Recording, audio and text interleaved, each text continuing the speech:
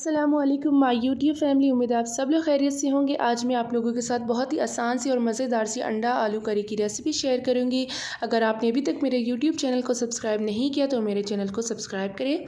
तो चलिए स्टार्ट करते हैं हमारी आज की इस रेसिपी। सबसे पहले हम 8 अंडे को बॉयल करेंगे, अलग रख देंगे। देगची में डालेंगे 2 कप ऑयल और इसमें हम डालेंगे 3 प्याज स्लाइसेस में कटी हुई। प्याज को हमने ब्राउन होने तक कुक करना है। तो यहाँ पर हमारा प्याज फ्राई हो चुका है। अब हम इसे निकाल लेंगे।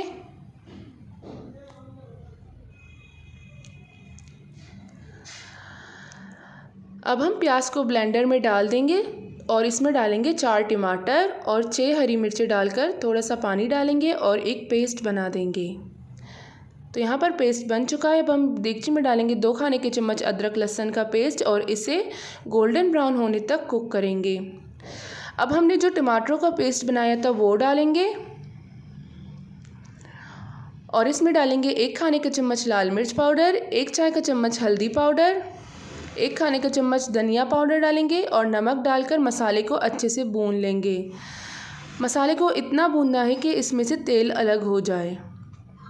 तो यहाँ पर हमारा मसाला अच्छे से भून चुका है। अब हम इसमें डालेंगे 1 कप फेंटी हुई दही और इसे दोबारा से दही के साथ अच्छे से भून लेंगे।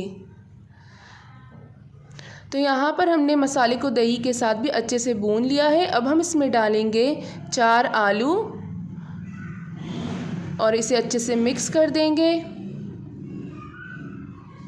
अब हम इसमें थोड़ा सा पानी डालेंगे और इसे ढककर कुक करेंगे ताकि हमारे आलू सॉफ्ट हो जाए।